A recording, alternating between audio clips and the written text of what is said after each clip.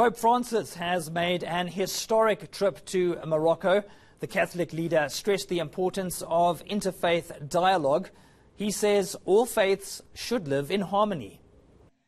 The Pope was speaking during the first papal trip by a Pope to the largely Muslim North African country.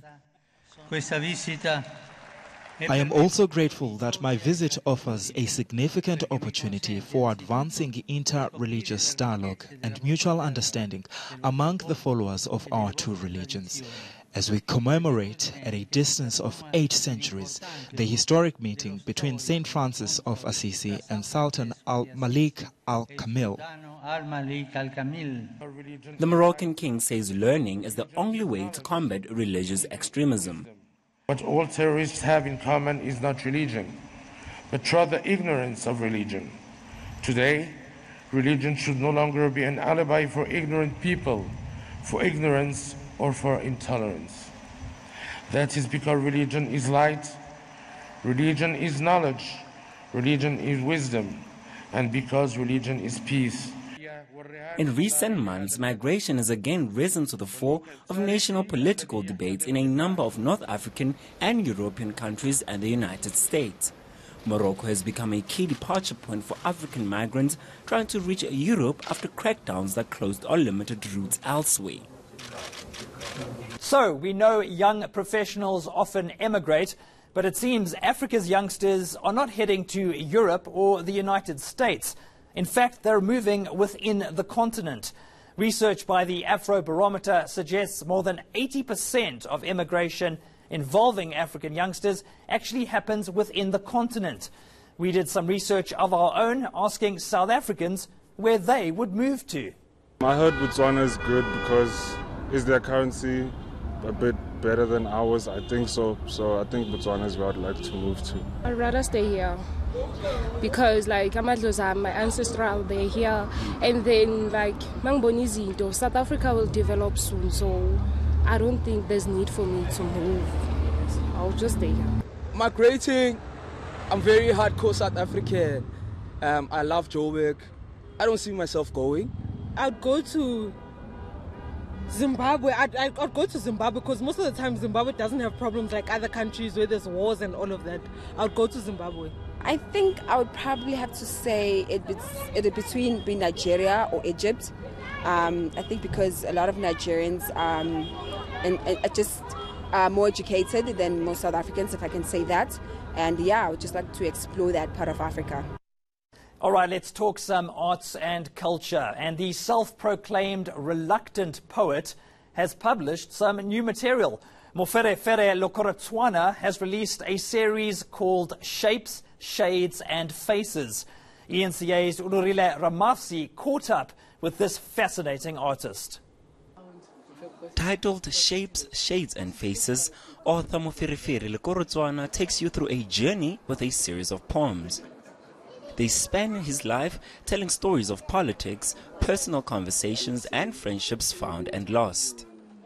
There's a dynamic of where you feel when one feels like, I'm out there now. But there's also the bit that says, thank you, I was able to put it out.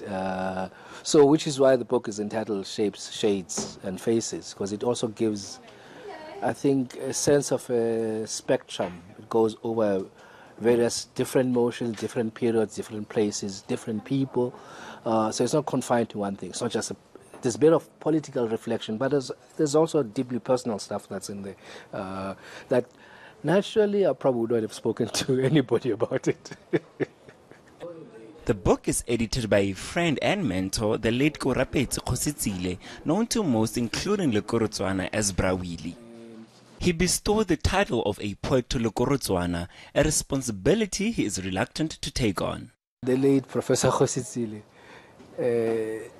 said I'm a poet.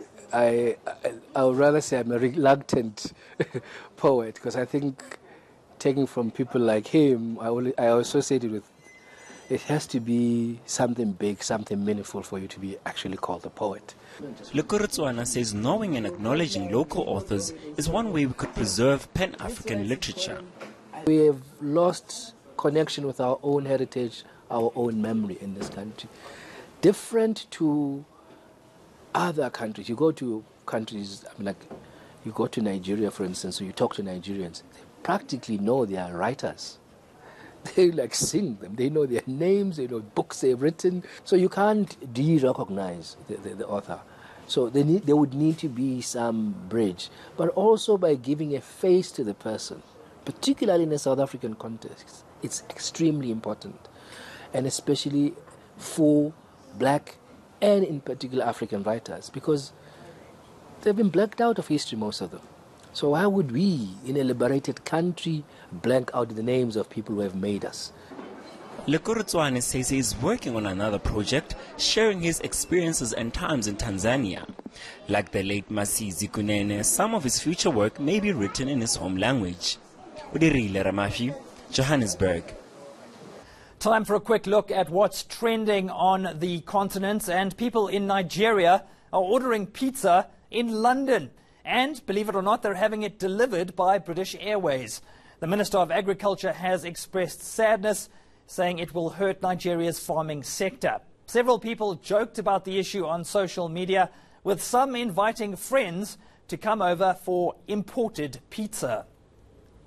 Kenya's government has suspended over 20 registered betting companies. That's due to unpaid taxes. People took to social media in solidarity with the government, saying gambling is destroying lives, especially when it comes to the youth. And finally, Eritreans are paying tribute to the rapper Nipsey Hussle. He was shot dead outside his store in Los Angeles over the weekend. Hussle often spoke about his Eritrean heritage. His birth name was Ermeus Ashogodum. And that was this week's edition of #Africa. Until next time, take care.